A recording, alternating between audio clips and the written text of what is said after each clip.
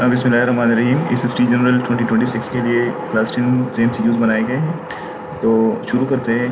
Question number 1 है, दोस्त who enjoy painting should join the art club, identify the noun phrase. तो noun phrase वो phrase होता है जो कि फंक्शन करता है as a noun in a sentence. तो इसमें दोस्त who enjoy painting should join the art club. Art club जो है वो क्या है, एक नाउन फ्रेज है। अच्छा, एंजॉय और ऑप्शन जो है, एंजॉय पेंटिंग ये वो फ्रेज है। दोस्त प्रोनाउन है, हु रिलेटिव प्रोनाउन, तो ये भी नहीं है। जॉइन दी और आर्ट क्लब, तो आर्ट क्लब जो है करेक्ट ऑप्शन है। अच्छा, दूसरा नंबर सीक्वेंस है, select sentence that follows the correct sequence of adjectives.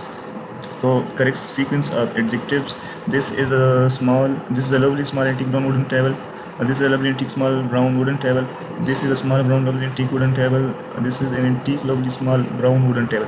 अच्छा, तो जो सीक्वेंस ऑफ एडजेक्टिव्स है उसमें पहले ओपिनियन आता है। तो ओपिनियन जो है लवली और लवली, ये दोनों सेंटेंस में पहले जो सीक्वेंस के लिहाज से एडजेक्टिव सही है।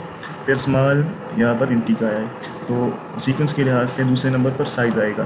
तो ऑप्शन नंबर ए करेक्ट है।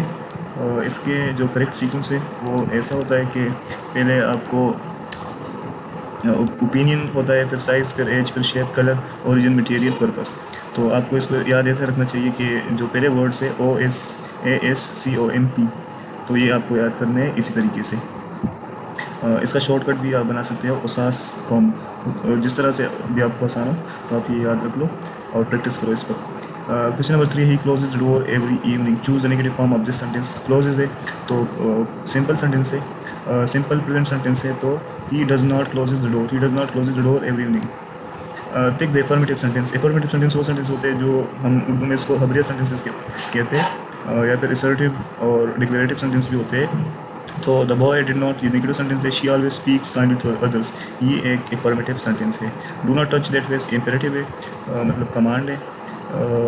मे यू रिकवर सून, ये भी एक विश है, तो ये भी इंफॉर्मेटिव सेंटेंस है। Find the sentence that it includes in adjective phrase. अच्छा, एडजेक्टिव फ्रेज वो फ्रेज होता है जो कि फंक्शन करता है, ऐसा फ्रेज जो फंक्शन करता है as an adjective in sentence, मतलब किसी नाउन को वो मॉडिफाई करेगा। The players ran across the field. अच्छा, इसमें अक्रॉस द फील्ड, तो ये क्या है, ये एक मतलब प्रीपोजिशनल फ्रेज है। She reads quite loudly, reads को मॉडिफाई कर रहा है क्वाइट लाउडली, तो ये एडवर्ब फ्रेज है। The rose is looked very fresh, तो करेक्ट ऑप्शन ये है। द रोज इज नाउन है और लुक्ड वेरी फ्रेश, तो ये क्या है, एक एडजेक्टिव फ्रेज है और ये भी प्रीपोजिशनल फ्रेज है। Question number 6, I waited for my teacher, I waited till she came, choose the correct combination. Correct combination है I waited for my teacher until she came, until she came, तो ये correct option है। Always stretch your legs before running, identify the gerund. तो gerund वो मतलब वो base form of verb जिसके साथ ING आया हो और फंक्शन कर रहा हो एज अ नाउन, तो इसमें जो रनिंग है वो क्या है, एक जेरेंट है। Choose the correct spelled word February, February, तो ये ऐसा स्पेलिंग है इसका RUARY, बिल्कुल ये सही है। Look at that tree near the bridge, तो identify the underline adjective that, तो डेट और दीज दोस ये सब क्या है, डेमोन्स्ट्रेटिव एडजेक्टिव्स है। The word elegantly is closest in meaning hastily, रफली, gracefully, painfully, gracefully. This dress is dash than the one I bought yesterday. अच्छा, तो ये दो चीज़ों के दरमियान कंपेरिजन है, तो कंपेरेटिव डिग्री लगेगी। चीप, चीपर, चीपेस्ट, मोर चीप, तो यहाँ पर चीपर आएगा और चीपेस्ट सुपरलेटिव डिग्री है। तो जब एक से ज़्यादा चीज़ों के दरमियान कंपेरिजन हो तो सुपरलेटिव डिग्री आती है। अच्छा, she reads novels every night, change into interrogative form, first form, she reads novels every night. अच्छा, तो ये तो प्रेजेंट सिंपल की सेंटेंस है, मतलब जो हैबिचुअल चीज़ें होती है, डेली रेगुलरली होती है, तो इसका जो इंटरोगेटिव आएगा, does she read novel every night, does she read novels every night. लेकिन अगर does she read novel every night, did she read novel every night, तो अगर ये पास्ट सिंपल के सेंटेंस बनाया जाए इससे तो फिर ये सही होगा।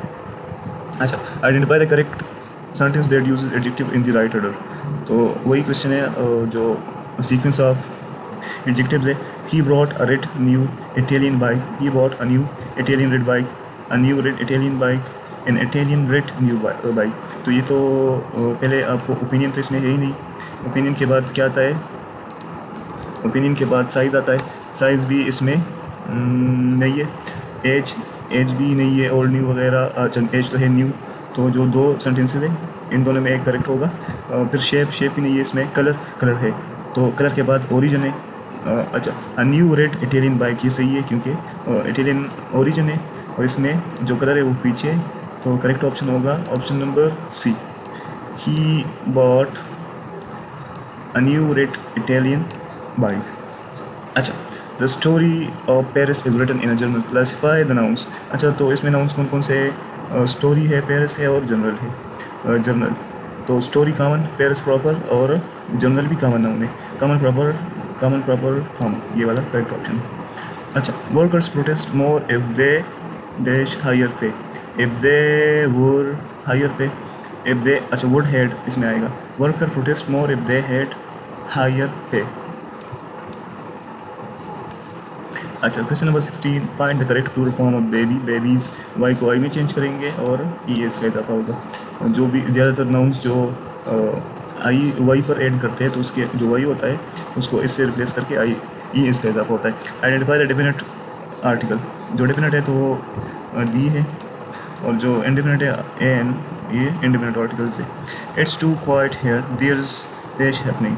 सेलेक्ट द सूटेबल इंडेफिनेट, तो there is nothing, it's too quiet here, nothing से ही आएगा यहाँ पर। The masculine of duck is drake. Synonym for the word delight. Delight का मतलब होता है खुश होना, प्लीज़ होना। अच्छा, dash in spite of the rain the match continued as planned. In spite of ये सही। The word honesty, honesty represents a type of honesty, तो एक एब्स्ट्रैक्ट नाउन है। The meal was incredibly delicious tonight, underline phrase. Underline phrase कौन सा है? The meal was incredibly delicious, तो ये अंडरलाइन था। तो ये कौन सा फ्रेज है? अच्छा, मील नाउन है, तो नाउन को जो मॉडिफाई करता है वो क्या होता है? Adjective phrase. Where did she place the leaf that fell from the tree? Choose the correct plural form, तो ये आसान है, लीव्स और trees. We met Sarah last evening dash greeted us warmly. करो, चूज द करेक्ट नाउन, तो यहाँ पर Sarah की जगह नाउन लगेगा she. Nobody wanted to leave the room. Identify the indefinite pronoun. Nobody क्या है? इंडेफिनिट प्रोनाउन है। अच्छा, क्वेश्चन नंबर 27 है, there is nothing useful in the magazine. Identify the incorrect sentence. We are learning English, सही है। He does not enjoy coffee. She does not like apples, they have been working all day. We are learning English, he does not enjoy coffee.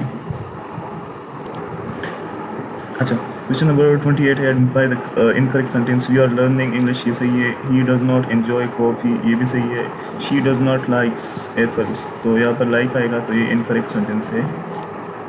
They have been working all day, ये भी सही है। Ali clean the classroom every morning, change the voice, तो the classroom is cleaned by Ali, the classroom is cleaned by Ali, ये correct option है। Select the synonym of the word adoration. Adore से निकला है मतलब किसी की सताइश करना, तारीफ करना या बहुत ज़्यादा प्यार करना, तो कंपटीशन, अनाउंसमेंट, इम्प्रूवमेंट, वर्शिप यहाँ पर करेक्ट ऑप्शन है। They have been friends since their school days. Choose the antonym of the word allied, मतलब फ्रेंड होता है, तो हेल्पफुल, पार्टनर, एनिमीज का एंटोनिम है। He tried not to sound like he was boosting.